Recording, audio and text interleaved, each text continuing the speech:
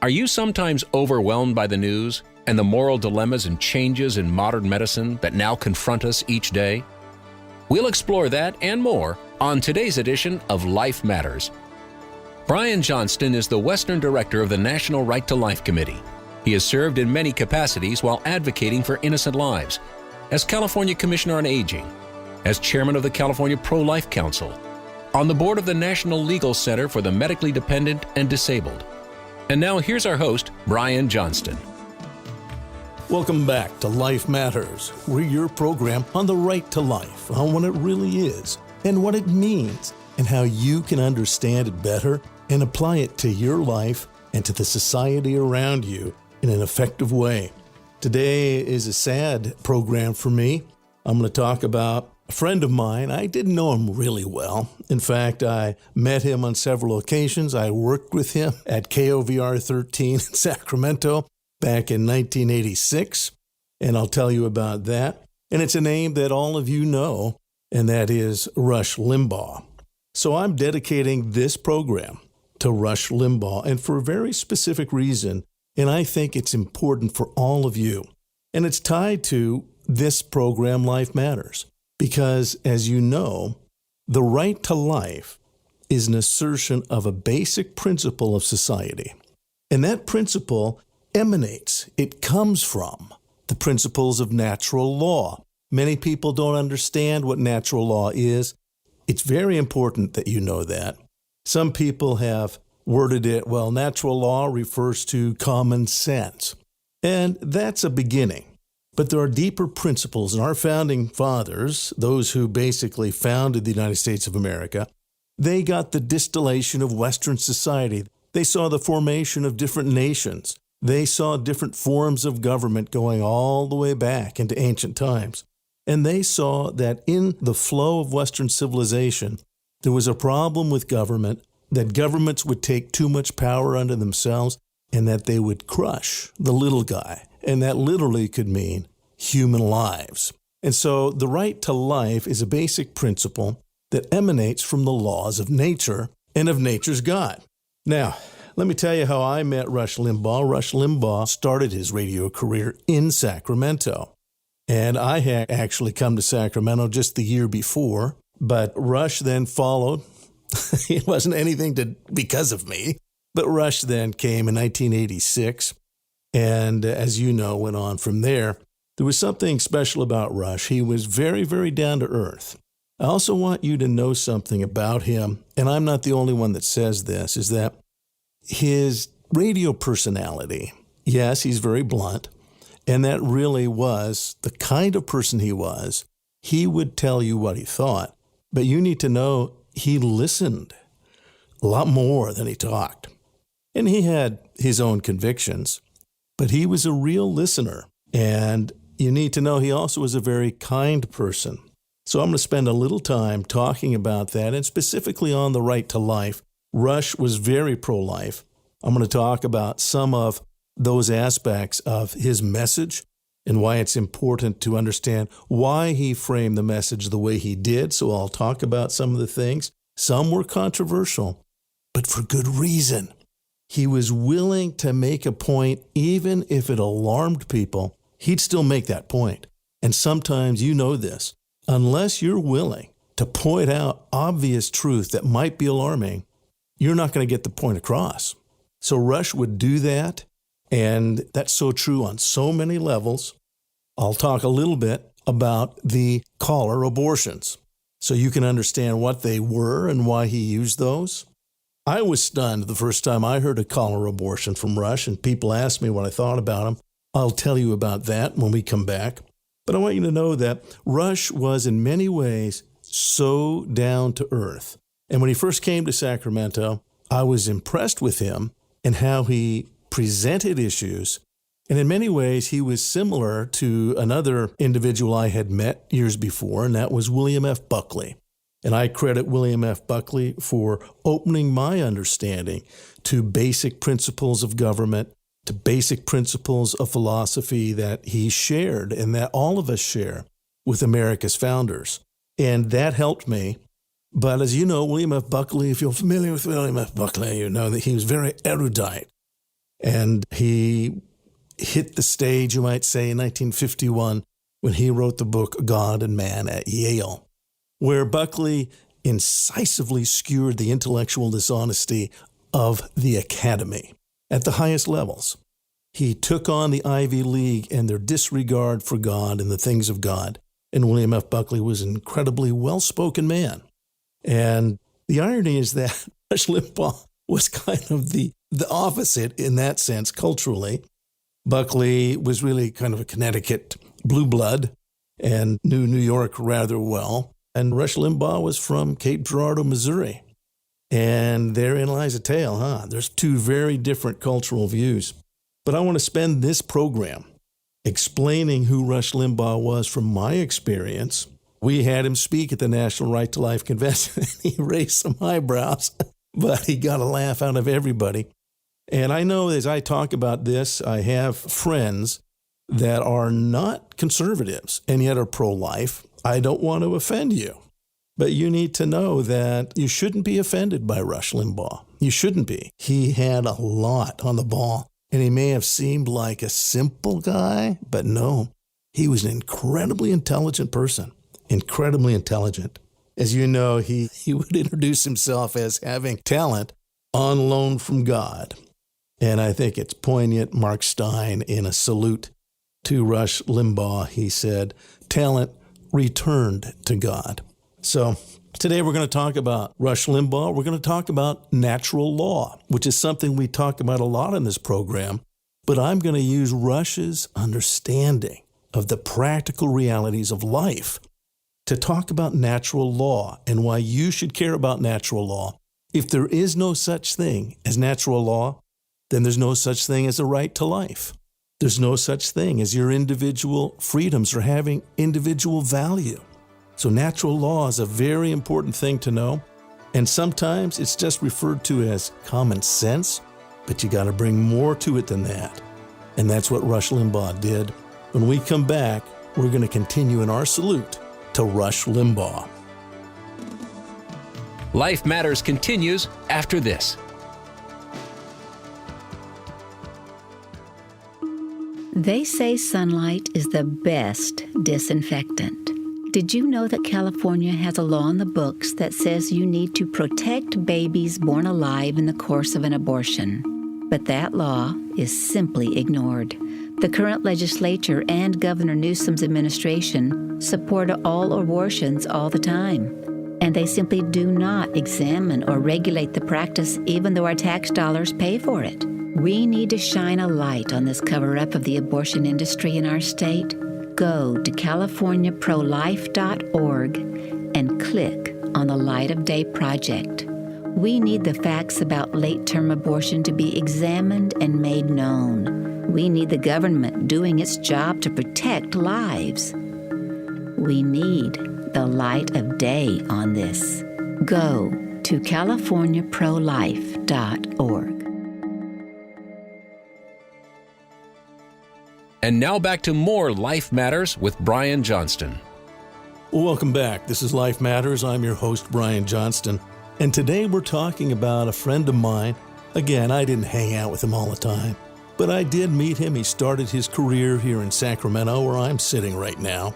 And I worked with him in various capacities, but in particular, I listened, and I found him a very remarkable individual. I worked and had him come to speak at the National Right to Life Convention, and everybody loved him. But I think there's millions more that heard from Rush. I'm going to talk about his position on life. He was pro-life and became even more ardently pro-life. And in the 80s, he was very controversial because he started something. He stopped it after a while because it was so controversial, but he made the point. He did caller abortions. And what a caller abortion was, as he got different callers, he would arbitrarily from time to time simply announce, oh, caller abortion. He would even sometimes use their name, but then say, I've decided this is a caller abortion. He would then turn on a vacuum cleaner sound, or sometimes flush a toilet, say, nope, I don't want that call. Forget it. Forget it. And people didn't quite understand what he was doing. It especially alarmed pro-abortion ideologues. What is he doing? How dare he? But he was making a very poignant statement. Some of those people who called were actually supporters of his. There were people on the line. They wanted to talk to him, and yet he simply threw them away. And people were starting to wonder, what are you doing? He said, well, why are you concerned? I said, well, those people want to call. They had something to say. I said, yeah, but I've just decided to get rid of them. Yeah, but some of them were your friends. Well, I decided. It's my choice. And the radical feminists, and he did have a name for radical feminists, and the people were alarmed by it, feminazis. I try not to use that too often because people don't really know what Nazis are. Nazis are actually socialists that were concerned with race. But the average person doesn't really understand that.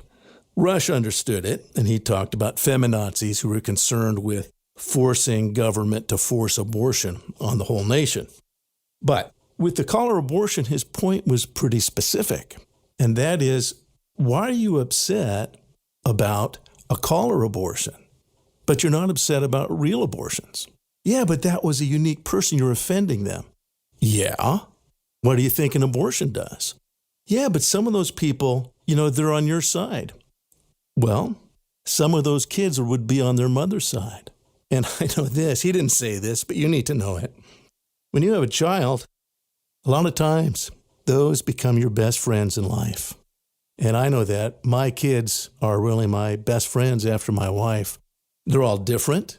It's not always great. We don't always see eye to eye. But these are my deep and abiding friends.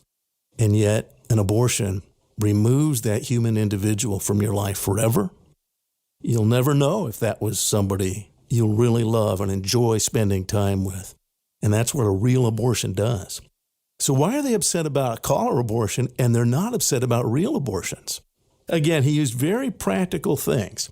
And that's why I come back to, that's really what real life is about. He called himself the mayor of Realsville. And that's more important. If you're getting an education, I recommend you do whatever you're interested in. Pray about it and then pursue it. Get learned about it. That's a good thing. But in education, it isn't just information. You need to really see and understand real life and how it applies. That's real knowledge. And I have told you before, I much enjoy talking philosophy with a farmer. I much more enjoy that more often than not than with an academic with a PhD, because they are lost in verbiage and they aren't practical. And what I like about Rush, he represented reality. He saw reality, and he could talk about it in a way that was very down to earth, that normal people could get. And Bill Buckley couldn't do that, although Bill Buckley was brilliant. And Bill Buckley admired natural law and the principles of natural law, and he could elucidate them. But what you had in Rush Limbaugh is somebody from down the street, somebody you work with. Let's say you had a taxi driver that you could talk to. And he was able to do that and talk to anyone and get a point across in a very poignant way. Rush was very, very pro-life. I first met Rush. I'll tell you the date because it was a piece of history on October 5th, 1986. I did a television show with Rush Limbaugh, and he and I debated representatives of Planned Parenthood and the ACLU. And that was on KOVR 13. Jack Kavanaugh was the host. And somewhere there's a video of that. But that was a great experience I had with Rush, and spoke to him in between. And he wanted to talk about what had happened that day. A man by the name of Hassanfuss had been shot down over Nicaragua. A CIA operative who was dropping arms to the Contras. And I did listen to him. We talked a little bit. I said, look, I really can't. I have a single folio. And I think he understood that. I said, by nature, when I get involved in public policy, I'm going to focus just on the life issue. And I really love what you're saying. I'd love to talk to you more about that, but because we were about to get into the debate, so he got it anyways. But he admired and respected that I had to be single issue. But he talked at length about the CIA and what was going on and the real facts of what was happening in Nicaragua dealing with Marxism. And we had a great debate. Again, I spoke to him at other times in the future at various meetings. He spoke once at the National Right to Life Committee, but we knew a lot of people from radio, and especially a lot of people from Sacramento. So Rush Limbaugh was an extraordinary man. He was very optimistic and very confident, and that would be misinterpreted as arrogance. But he was confident in what he said, and if he got pushback, sometimes he would push back again, and he would do it in a way that was humorous. And a lot of people cannot handle that. I've noticed that about pro-abortion advocates. They cannot handle any type of honest criticism. They lose it because if you don't agree with them, you're not progressing with their knowledge. They have insight to a brave new world to come. And if you don't agree with them, well, you're holding back. You're from the past. You don't get it. But if you explain the practical realities, you and I know this. They don't want to talk about human abortion or what happens in it, so they use euphemisms. And if you explain what an abortion does, wow, they hate it. They hate that discussion of the human child. Their whole purpose in the use of language, reproductive rights, is to not talk about that human baby, unique, scientifically, observably unique in every way. They don't want a discussion of that. And they'll get upset. Perhaps you recall, it was back during this era, Barbara Boxer on the floor of the Senate was livid and demanded that Henry Hyde stop speaking the discussion of partial birth abortion, in which a chart was shown that described the process of partial birth abortion. Barbara Boxer was livid and demanded that everything be retracted and that the comments be withheld from the record because this was so offensive. And yet somehow the act of doing it isn't offensive. No, but the description was offensive. There were young people present that might hear it. And so she was in high dudgeon. And again, that was the case when Rush Limbaugh did, and it was a creative way of doing it, he did the caller abortion. And people didn't understand the point he was making, that they would get upset about a phone call that he treated dismissively, but they weren't upset about human lives they were treating dismissively. So he was very practical and down to earth. I saw another thing is, he was free to be multi-issue. And so he said, hey, if you want to stop abortion, just require that they be done with guns. Because, of course, the left wants to ban guns because guns kill people. So he was making a point there because the left wouldn't like abortions if you shot the baby after you pulled them from the womb. No, he had a way of making a point with some degree of irony, but some degree of very practical irony. And sometimes we're not practical enough. As I said, he's very optimistic. He was very confident, and he was a real godsend. And later in life, he became more and more spiritual. If you followed Rush Limbaugh, you saw that he ultimately became a Christian. His family, he was from a Christian family. I have so many things to say about his family. His father was a lawyer, and his eldest brother followed in the footsteps of his father. Rush did not. Rush didn't consider himself interested in those things. And as you know, he was interested in radio and committed himself to radio and sports and went into radio sports for him. He was with the Kansas City Royals. Most of all, he was a good Midwestern American, really down to earth, and brought an incredible talent. As he said, talent on load from God. Rush Limbaugh wanted to capture people's minds by capturing their attention. And that's why he was first an entertainer. That's what he said. His program is first and foremost an entertainment program, but he wanted content that was real. And he saw the deceitfulness of the dominant media, I think even before many others had.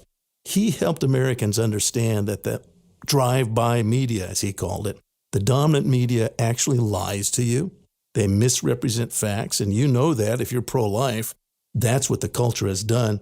Rush Limbaugh was a real hero for skewering the deceitfulness of the dominant media. And you should appreciate him for that. If you want to go back, I know that you can go back and there's archives of his programs, and many of them are as fresh today as they were at the time they were recorded. So Rush Limbaugh, what a great loss. When we come back, I'll finish up, but I wanted you to know that America has suffered a great loss in the loss of Rush Limbaugh. Life Matters continues after this.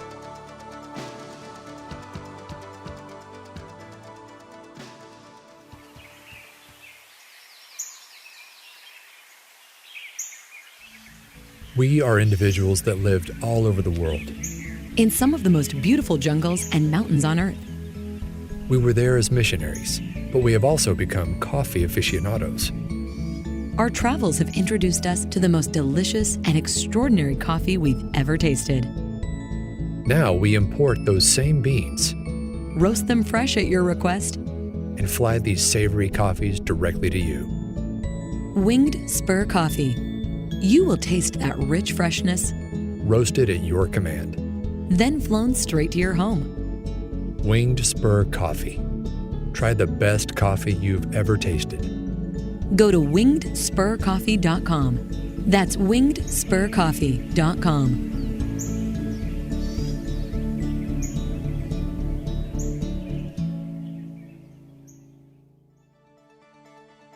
And now back to more Life Matters with Brian Johnston. Welcome back to Life Matters. Let me just say this about Winged Spur Coffee and the folks there. These are great folks that support us because we're pro-life, and they support other pro-life works. So if you're with a pro-life organization and would like to benefit from Winged Spur Coffee, contact them, and they'd like to help you out too. These, again, are returned missionaries that go into life with a purpose, and they've been all over the world, and they became coffee tasters, kind of. They enjoyed the different coffees from around the world. Again, that's Winged Spur Coffee. We're honored to have them. We're talking about Rush Limbaugh today, and I started off by saying things that I say at the beginning of every program about the right to life. This is Life Matters, and I'm your host, Brian Johnston. And Life Matters focuses on the principles of the right to life. And the right to life is an idea that is founded in the principles of the laws of nature and of nature's God, what we know generically as natural law. Now, I've spoken about this before. I don't want to get all philosophical on you. What I liked about Rush Limbaugh, he got it. Really, it's common sense. And if you're a Christian, we are on many Christian stations, so I want to say this. You should understand that God has revealed his invisible nature through his visible creation. So everyone is without excuse. God has made known through nature how things really work, the principles that matter. You have to look for those principles. They're not just going to knock you over. You have to want to know what's true and look for them. But God has revealed that in nature. Again, if you're a Christian, I look at the heavens, the work of your fingers, the moon and stars, which you have made. What's man that you're mindful of him? And yet you visit him. You've made him a little lower than the angels, crowned him with glory and honor. There's something special about human beings. We have the ability to recognize higher things. We are not merely animals. We have a spirit, and that comes from the principles of natural law. And natural law is what our laws were built on. Again, back to our founding, that we have a creator.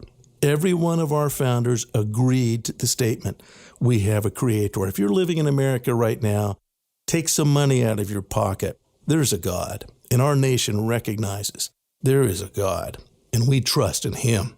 So this is an important principle, and I think Christians need to understand that something isn't right just because I believe it's right. Things are either objectively right or wrong, based on moral principles that are in the design of the universe. Things like stealing, things like killing innocent people, murder, things like adultery, because you're violating commitments. Do you know that in many states, adultery is still a civil offense because you've broken an agreement. You've broken a covenant. You've broken the law. You're going to be going to court. So these are principles, and they're there, whether you like them or not, whether you believe in them or not. They're still principles. But one of the basic principles in our founding is the value of each and every human life. I want to go back on natural law. We'll spend time later in other programs, but this has been around a long time. And if you're a Christian, you should know that Caesar, remember the early Christians, they were killed. Every other religion was tolerated in Rome. They were incredibly similar to America. America's very tolerant of many beliefs. There's a lot of religious confusion out there. But one thing in Rome was not allowed. you had to acknowledge that Caesar is Lord of this world. Caesar is Lord of this world. You can believe anything you want, pie in the sky when you die. You can believe in Zeus and Apollo. You can believe in all your other idols. That's fine. But when it comes to day-to-day life and the government, Caesar is your Lord. If a Christian did not acknowledge that, they died. But that issue is very important because when Caesar arose, there was a man by the name of Cicero, and Cicero was part of the Republic. Caesar took his position in government, and he had a very high position in his triumvirate. He was part of a team ruling at that time, appointed by the Senate, but he decided to just take that power and centralize it for the good of Rome and the world, and he expanded that. And Cicero was one of his opponents, one of the most eloquent opponents. Cicero used natural law and said, no, we must spread the power. There must be accountability for the power. Cicero fought for the Republic. The great debates in those days were between Cicero and Caesar. And that's the great debate today. Centralized controlling power by people who are going to tell you what's right and wrong. They're going to tell you that no, abortion's the right thing. No, transgender is the way to be, and we're going to teach your children to be transgender. It's our responsibility. We have the power. Or should that power be including your voice? Should it be representative? Cicero was one of the best spoken orators regarding the laws of nature and regarding the principles of a republic. Caesar wanted to seize power and force it on everyone for their good. When Christianity came, they knew, no, Caesar is not Lord, and they refused to bend the knee. You're seeing that issue today when you understand this issue and that it's actually revealed in natural law. And you see that Rush Limbaugh didn't talk about Jesus a lot. As he got older, as he got closer to the grave, he did. But he talked about very down-to-earth things. And he did it in many ways more eloquently than the most eloquent William F. Buckley or anybody else from an Ivy League school, because he was dealing with reality. He called himself the mayor of Realsville. So I salute Rush Limbaugh, mayor of Realsville. Talent, return to God. Life Matters is a production of the California ProLife Council, the state affiliate of National Right to Life.